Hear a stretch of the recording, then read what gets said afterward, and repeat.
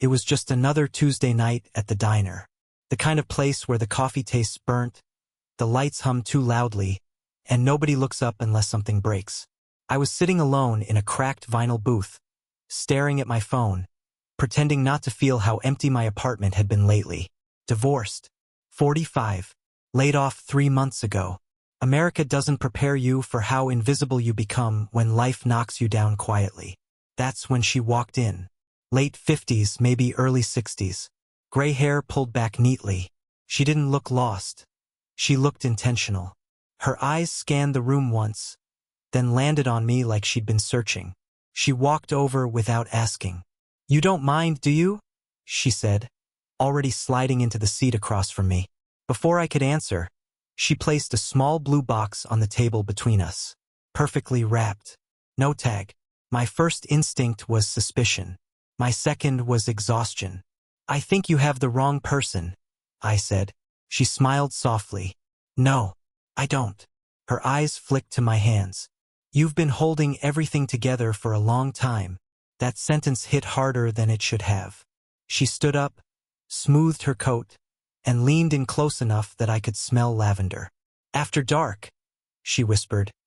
"You'll need this tonight." Then she walked out. Just like that, the waitress came by. "You know her?" I shook my head. The blue box sat there, untouched. I didn't open it. Not then. Because something about the way she said tonight made my stomach tighten. Like whatever was inside wasn't a gift. It was a warning. I didn't open the blue box at the diner. I paid my bill, slid the box into my coat pocket, and stepped out into the cold Ohio night. The wind cut through me the same way uncertainty always does. Sharp and unforgiving. On the drive home, the box felt heavier than it should have. Like it carried more than whatever object was inside. I kept hearing her voice. "After dark. You'll need this tonight." I waited until my apartment lights were off. Then I sat at the kitchen table and opened it. Inside was a key. Old. Brass. Scratched like it had been used for years. Attached to it was a small paper tag with an address written in careful handwriting. My heart dropped. The address was my childhood home. The one that burned down 27 years ago. I stared at it until my eyes hurt. That house held everything I'd spent my adult life running from. My mother's illness, my father's silence. The night I left for good with nothing but a backpack and shame I never named. I hadn't told anyone that address. Anyone. Yet here it was. Under the key was a folded note.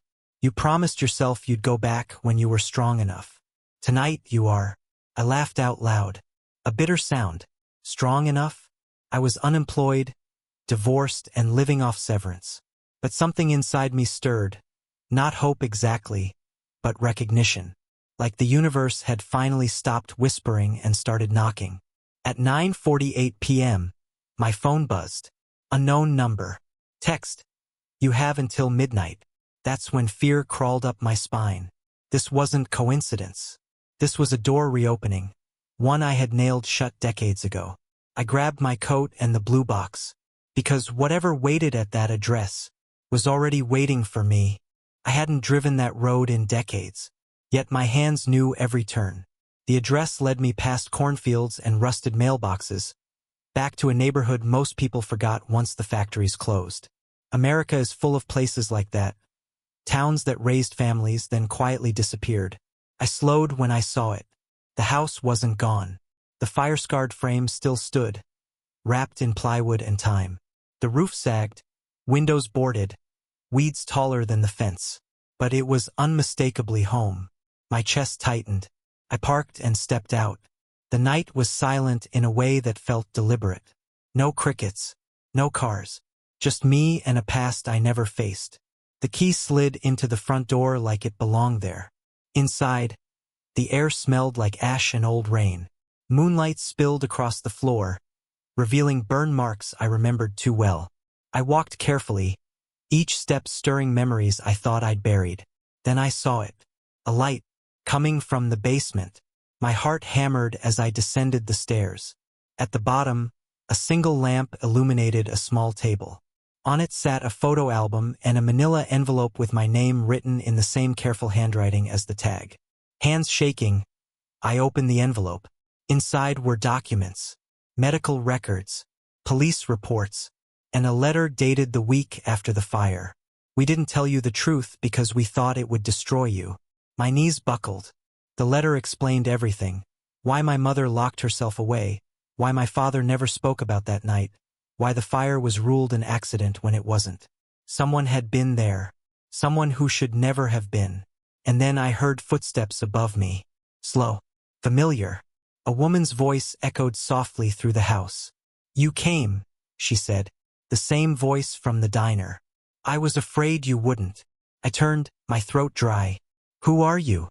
I whispered. She stepped into the light, and that's when I recognized her. From a memory I'd spent my whole life trying to forget. She looked older than she did in my memory, but the eyes were the same. Kind, careful, haunted. Linda, I said, barely breathing. She nodded. Linda was my mother's best friend. The woman who used to bring casseroles when my mom couldn't get out of bed. The one who stopped coming around after the fire. The adults told me she'd moved on. I didn't know people could move on from secrets. I never wanted you to find out like this, she said, her voice shaking.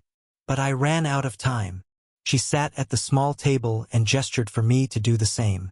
The fire wasn't an accident, she said quietly. And it wasn't your fault. My stomach twisted. Then whose was it?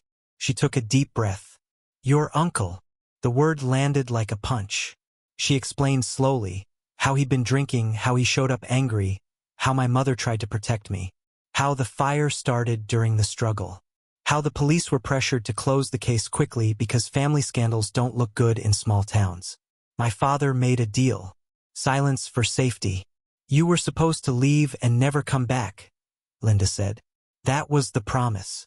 But you deserved the truth. I wiped my face with my sleeve like a child. Why now?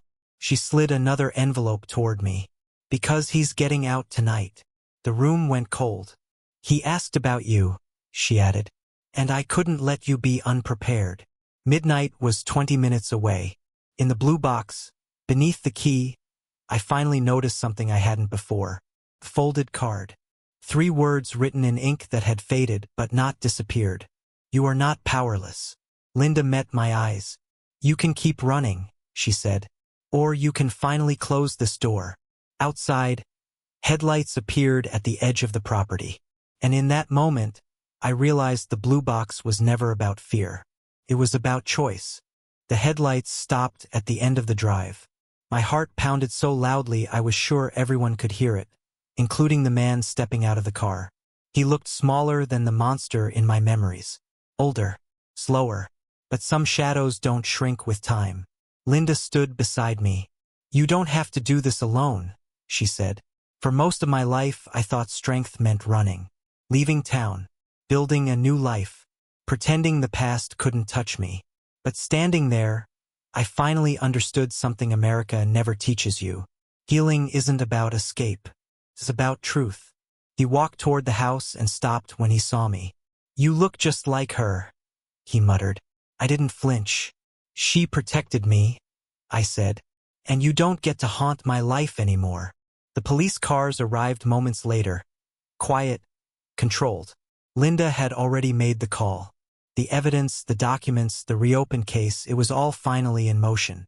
As they took him away, I felt something unexpected. Not victory. Relief.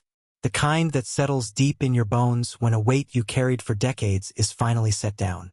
After midnight, Linda and I sat on the front steps of the old house. The night felt lighter, like it was breathing with me. What will you do now? She asked. I thought about my empty apartment, my uncertain future, the job market, the fear. Then I thought about the blue box. It didn't give me answers. It gave me courage.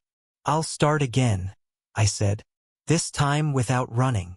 Weeks later, I found work helping families navigate trauma resources, helping people who felt invisible like I once did. And sometimes at diners I notice people sitting alone, carrying more than they show. I don't leave blue boxes, but I do leave something else.